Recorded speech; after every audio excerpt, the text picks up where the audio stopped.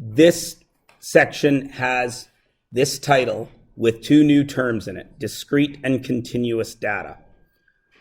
It's a bit of a misnomer because a lot of things that appear to be graphed continuously are technically, if you get right down to the nitty-gritty, they are discrete. I haven't told you what either of those things mean yet, so you have to be aware of the actual technical definitions of these two, and I wish for you to be aware of the spirit of the question. Do you understand what I'm saying? There is the actual definition, and then there is what it is entailed, what is actually being asked of you. Let me give you a real life example. Many of you are going to start driving very soon, if you have not already. What is the speed limit on a city street? 50 kilometers an hour. Which means technically, if you are driving 51, are you breaking the law? Yes. Therefore, you should be subject to speeding tickets and punishment. Yes? Are you? No. There is a certain amount of leeway that police officers give you. Understand? If you're a dink, they can give you a ticket at 51. If you're not, they'll usually let you go. Okay? Similar here. There is going to be a technical definition, and then there is going to be what we really mean. Understand? But before I even get into that technical definition, I would like for you guys to try to graph this. When you read it, it's going to seem strange. All right? Graph it in pencil, lightly, in case you screw it up. And I would respectfully request that all of you attempt to graph it without waiting for me to actually graph it, because I would like you to know if you are actually understanding this terminology. Okay? Okay. Give it a shot. Shouldn't take more than about a minute or two, because it only has to be a sketched graph. Most of you should have something drawn on your page. You have nothing drawn on your page. As a graph, you should at least have been able to fill in the scales. What are the two things being measured? Cost and time. Time. Days are the scale we are measuring the time in. Understand that difference, okay? So, what's going to be my input, my domain, my x-axis? Which of those two? Time. Why? Pardon me? Because time is the independent variable. Why? Because time keeps going for whom? Everyone, whether you have rented a car or not. Okay? So down here you need your time. In a perfect world, the graph is labeled time, and its scale is days. That's the best I could ever hope for labeling the bottom there. If you just labeled days, you're still fine. How are we counting those days? In what units? One at a time, yes? 1, 2, and they should be spaced approximately the same distance apart.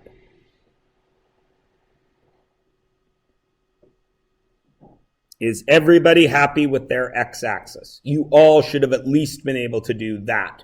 And obviously cost over here, which is measured in dollars, and it needs to go up by 65, 130, 195. Then what needs to happen? It needs to go to 225, and then 255, right? And then I'm out of room on my graph. Doesn't really matter because, again, this is just a sketch.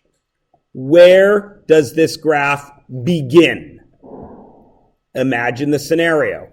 That's the door. This is budget. I walk into the door. So I start at what time? 0. Is 0 included? No, because I have not yet rented a car, have I? So I'm going to start not including 0 time. The second I rent a car, how much do I have to pay? $65. For how long? The entirety of the day. So what kind of line must I draw? Straight, horizontal, yes. Out to 1 day. If I return the vehicle after 1 day, how much do I pay? $65. So is this dot going to be circle or closed? Open or closed? Closed. However, if at 24 hours and 1 second I have not returned the car, technically what must I pay? $130. At 1 day, am I paying $130? No. So this must be open dot. The second I go past 1 day, what happens? I have to pay up until 2 days, which is then what? Closed dot. What happens at second day? I go up to 195 and I cruise along to day 3. Day 4, 225, and I cruise along. Day 5. That is what your graph needs to look like. Now the question becomes, should I join these points? The question is, do I need these red lines? Yes or no? And now we want to talk if you guys understand what is going on. You've got a 50-50 shot if you're completely in the dark. You shouldn't be completely in the dark. You should already know whether or not I can draw that line or not.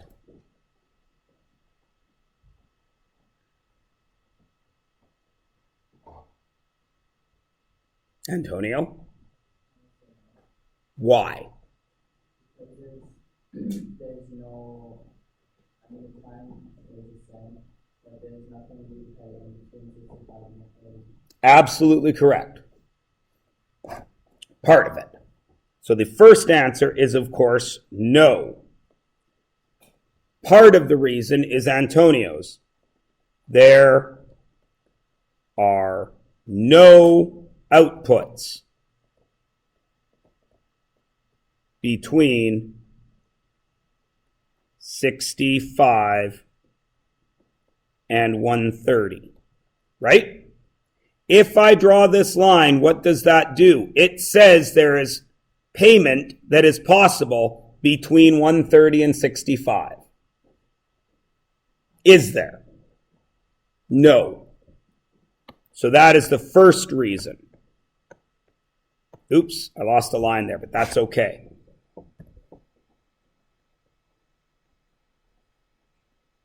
So there's no outputs. Therefore, 3 dots means therefore, there cannot be a range value.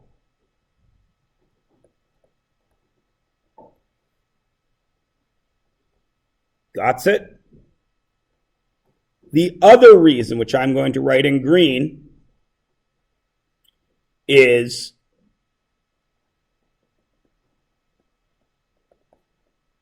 there's no change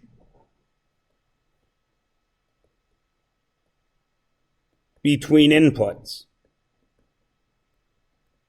If I keep the car for 12 hours out of the 24, do I still pay 65?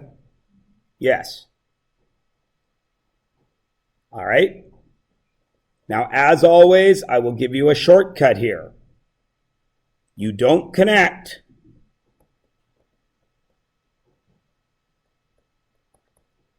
if there are gaps in data. And there is a gap in this data because you cannot pay any amount between 65 and 130. There is no output available. Understand? All right. Now, next thing. Is this a relation?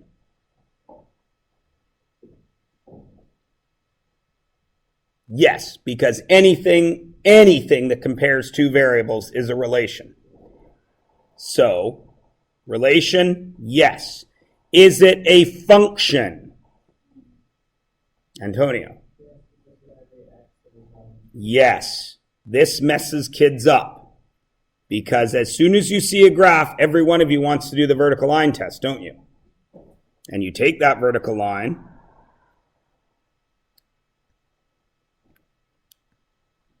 and you truck it along,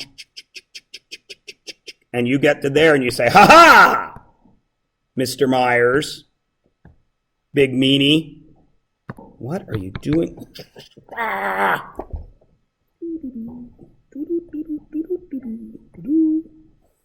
Big meanie, right there, it's touching two dots.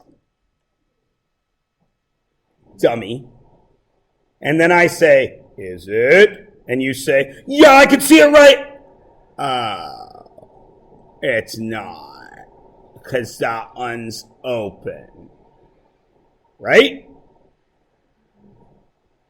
Which is why you do not listen to shortcuts. You listen to the long cut. Say it again, Antonio. Why is that a function? For every single input, there is only one actual output. Okay? So our explanation here. Every input, which in this case is a day, gives one output, which in this case is a cost. No matter how many days you take this vehicle for, you will always know exactly how much you paid.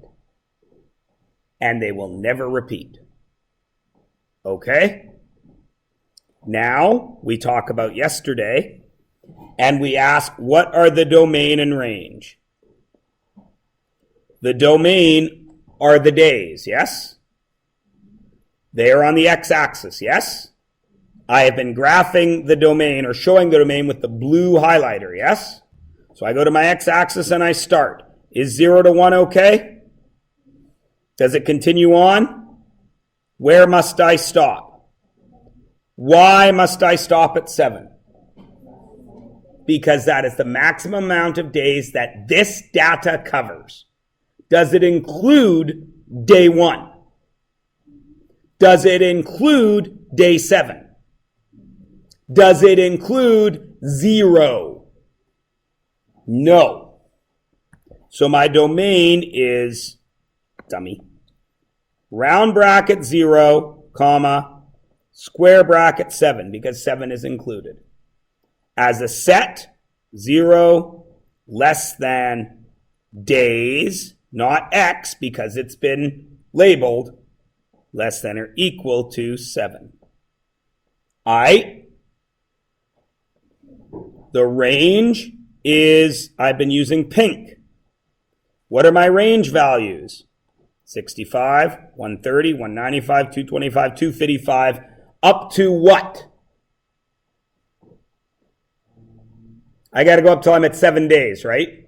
I ran out of room, so all you got to do is the math. So the range, now, is the range an interval? Can I write it in interval notation? Yes or no? Mark says no. Why? Because they don't connect. They are all single outputs, aren't they? So my range, I can't even write it as an interval. I have to write it as a set. Squiggly brackets. The lowest range is 65. Then 130. Then what? 195. Now I go to $30 a day, don't I? So 225, 255, day 1, day 2, day 3, day 4, day 5. What's next? 285, that's day 6. Then what? 315, that's day 7. That's the range. You cannot do it as an interval because it isn't an interval. It is single values. Okay? Now we get to the actual crux of what we are talking about. Discrete or continuous data. Discrete data is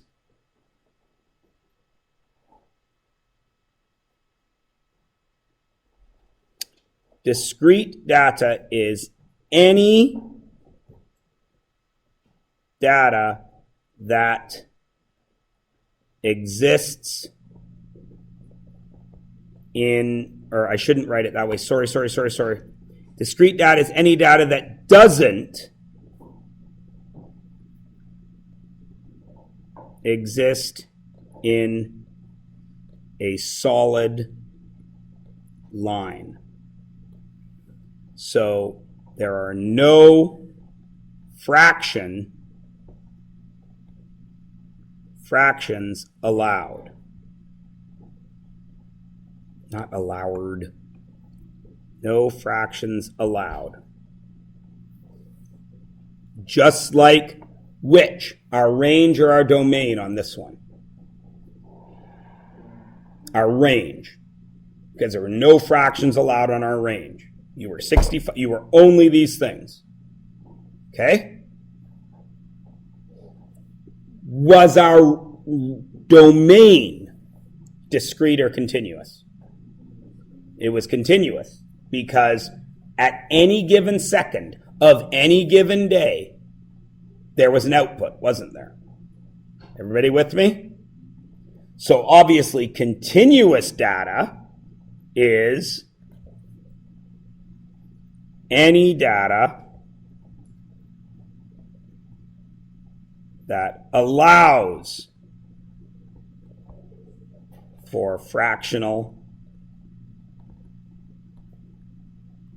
measurements.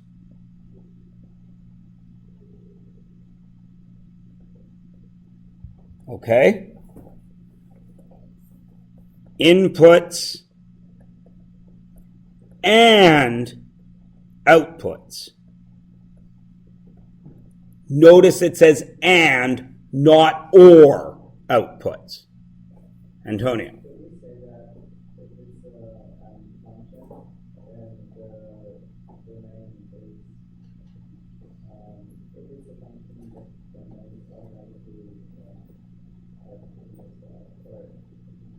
No.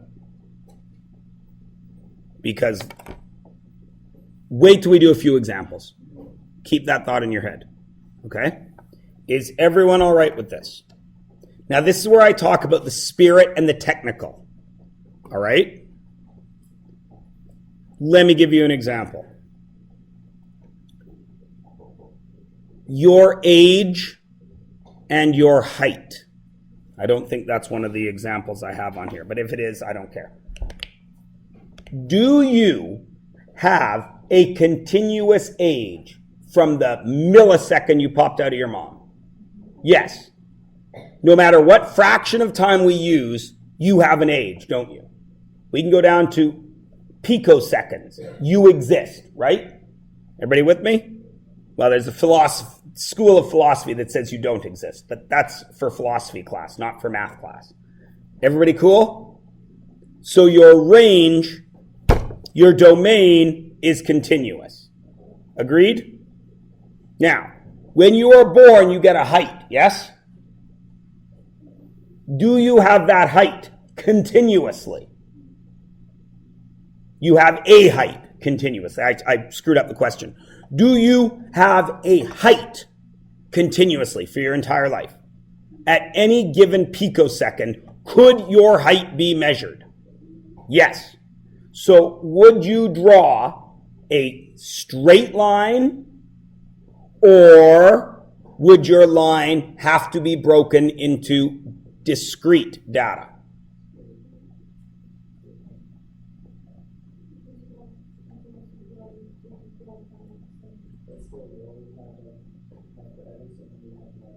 There's an output for every input, isn't there?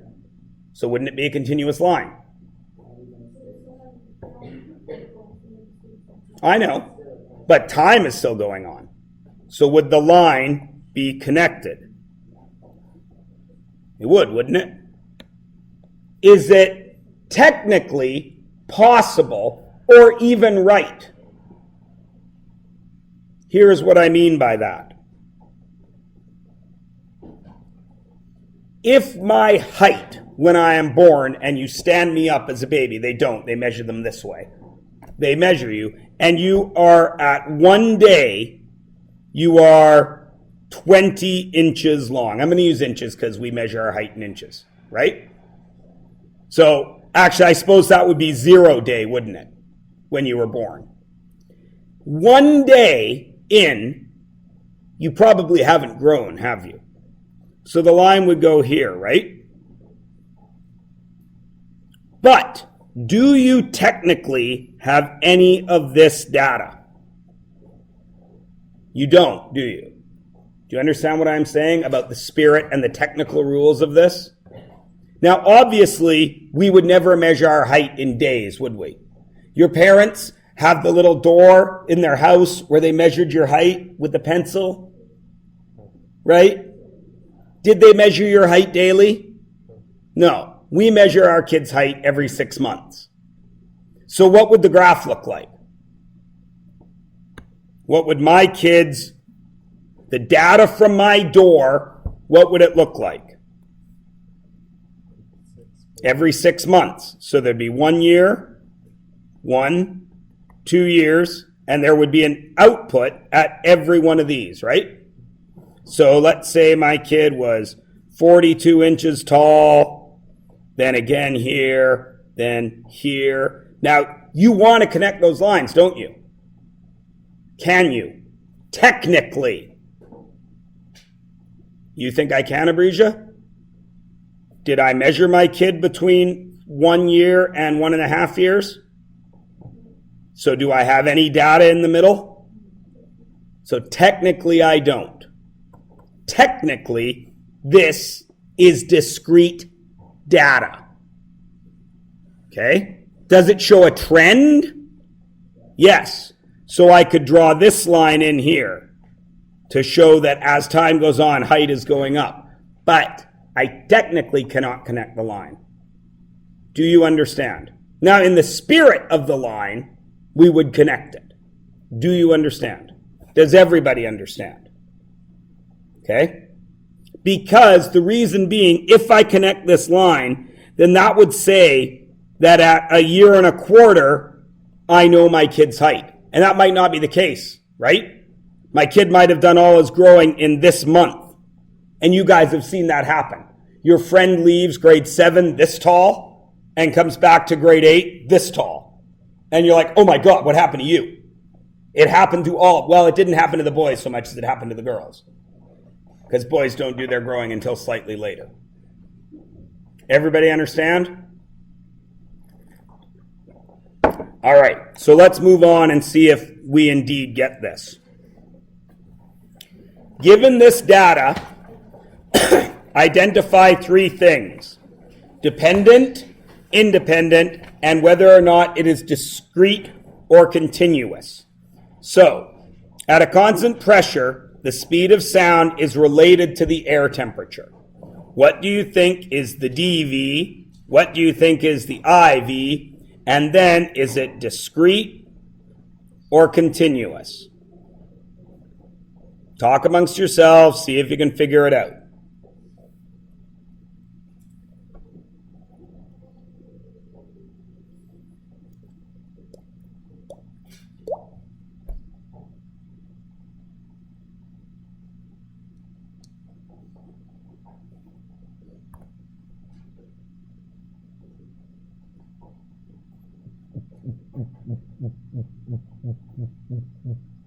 Answer any of those three that you feel you might or might not be able to answer. Obviously, that you might be able to answer, because you're not going to answer one that you might not be able to answer. Antonio. You think the independent variable is the speed of sound? Okay.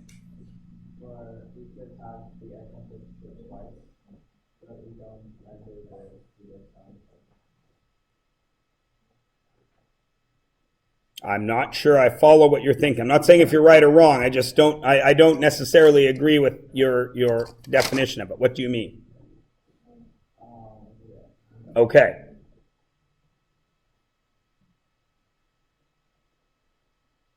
Would anybody else like to try and attempt at any of these three pieces of information? I'll take anything.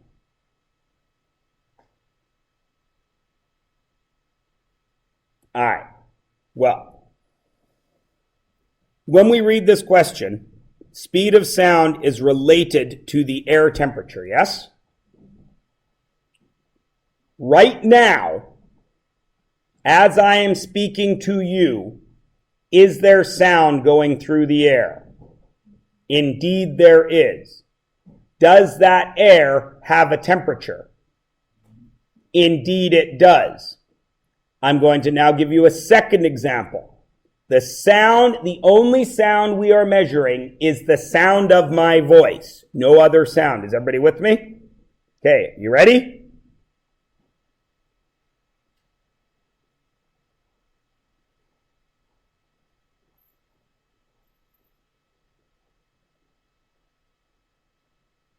Did the air have a temperature through that break of silence?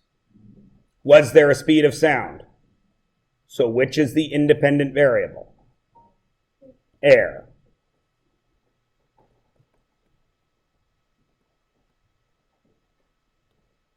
Does everybody understand why, or do I need to write it down?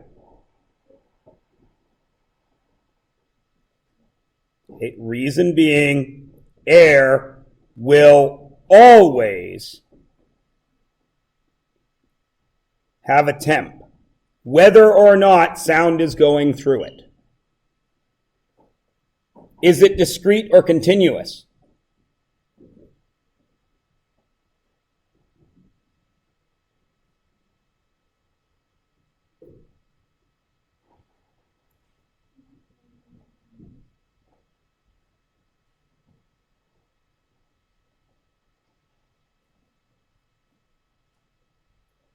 Who would like to take a guess? It is continuous, and I will show you why in a moment. That's continuous. That's not actually a word. Continuous. Now, Regis said, well, the temperature is continuous because there is always indeed a temperature, right? We don't necessarily measure them in small enough fractions, but they are there, yes? There is not, oh, it's 10 degrees out. Oh my God, it's suddenly 11. We had to pass through 10 point blah, blah, blah, blah, blah to get to 11, yes? So you're absolutely right. It is continuous. But so is the speed of sound. Because right now, no sound, so no speed, right? As soon as I start talking, there's a speed of sound, right? If the air gets colder, that speed of sound is going to drop. All right? So it is continuous. Is everybody with me on why? Okay? If all you take away from it is, I'm allowed fractions, then it's continuous. Okay? If that's where your understanding sits, that's fine. So let's go to the next one. I got a DV, I got an IV, and I got a dis or con. Look at them, see if you can figure it out.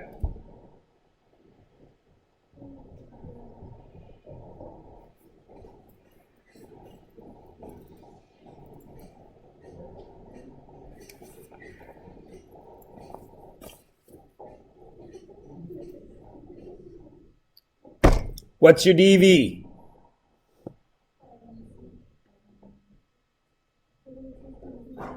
The dose. Absolutely correct. You guys have all read the side of a pill bottle.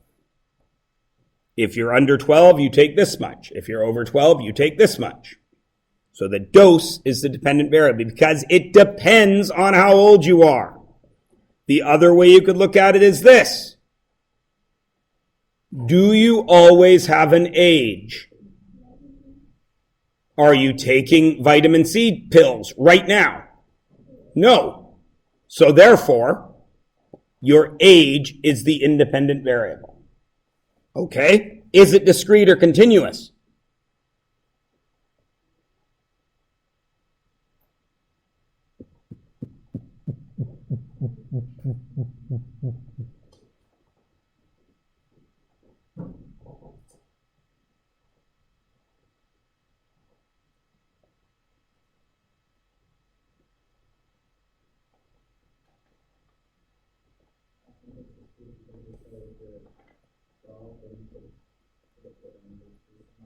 It is absolutely discrete, isn't it?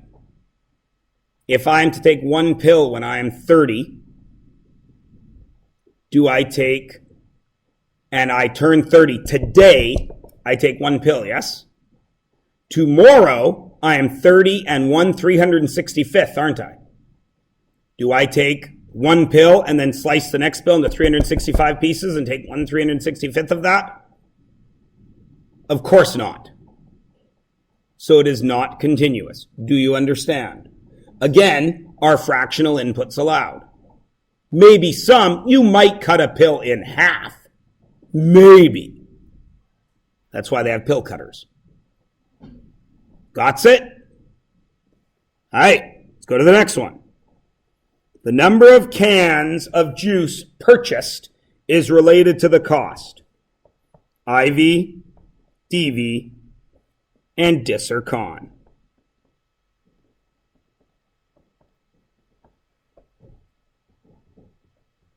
Oh, I put IV first that time. Weird. Not trying to fool you, just wrote it different. Not trying to give a hint or nothing, just wrote it different. Which is which?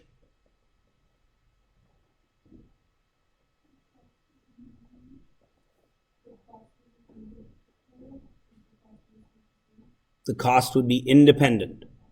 So I walk into the store, I buy no juice. Is there a cost? No. I walk into the store and I buy juice. Is there a cost? So which depends on which? Buying the juice gets me a cost. So my independent variable is the cans.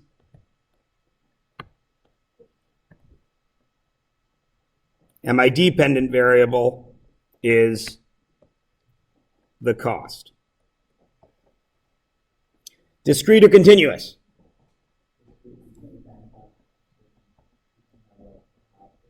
Right. I cannot go into the store, get a can of Five Alive, drink half of it, walk to the cashier and say, you know, I only drank half, so I'm only paying you 50 cents. Can you? No. You can try, it won't work. And finally, the altitude is related to temperature.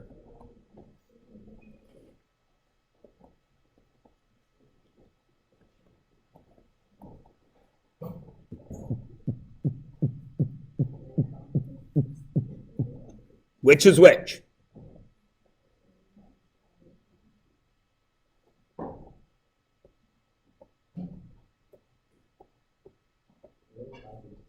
Height.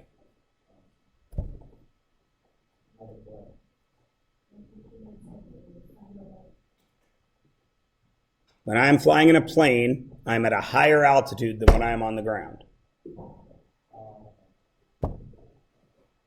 This requires you to... This is an interesting one, isn't it? Mm-hmm.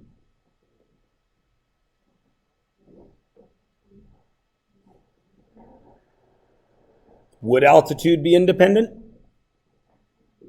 Why do you think so?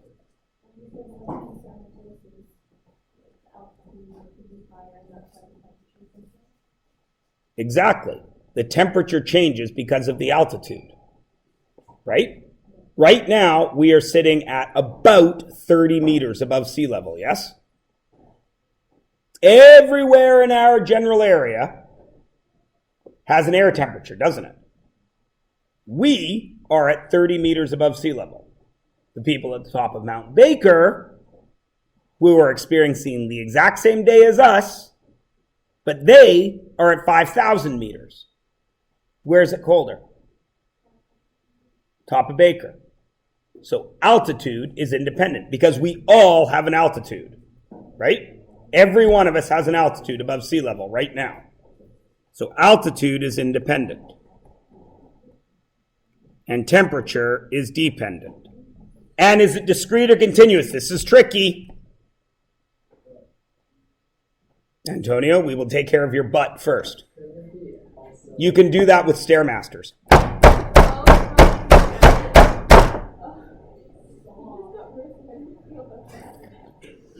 No, he didn't. I made a pun. Oh, I heard a funny joke, and I'm already in a better mood than I was when I arrived. Pavlov walks into a bar. He sits down to order a drink.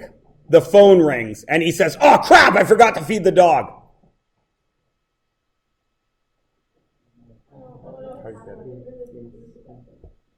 Pavlov, every time he fed the dog, he rang a bell. And the dog, when who opened the dog food, the dog would go, and he would ring a bell. And then eventually he would ring the bell and the dog would go, when there was no food. Pavlovian response, nothing. What do they teach you people in science class? Thank you, Jaden. You probably learned that in what, grade 5? You should have understood it. A 16-year-old should know who Pavlov is. You all exhibit Pavlovian responses. When the bell rings, what do? Leave, whether you should or not. That is a Pavlovian response. Anyway, he rang the bell. The dog would drool spit because the dog knew food was coming, even when food was not coming. So when he walks into the bar, the phone rings. He immediately goes, "I forgot to feed the dog." Unbelievable. For the record, that was very, very funny. I texted that joke to Mr. Van B. He responded back with an LOL. Is it continuous or is it discrete?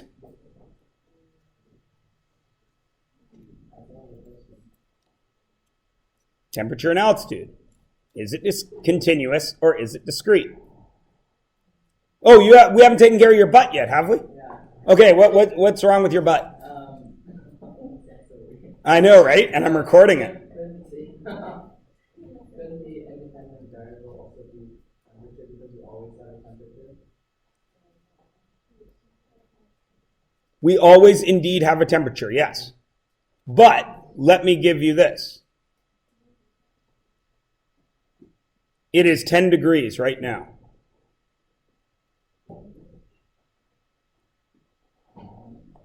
Okay? Does that tell you anything? No. You can make no connection to that. I am 7,000 meters in the air. Is it going to be warm or cold? So which depends on which? Okay? Now, Antonio's butt is trim now, so let us move along to whether or not it is discrete or continuous. Mr. Myers, your jokes are not very discrete. Is this data discrete or continuous? This is one of the spirits of the thing. In spirit and in actuality.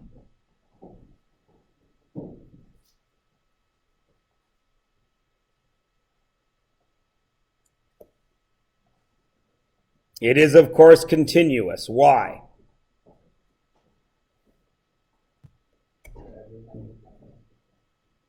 Every altitude is going to have a temperature, and it's going to follow a pattern, even if it is such a small amount that we cannot measure it.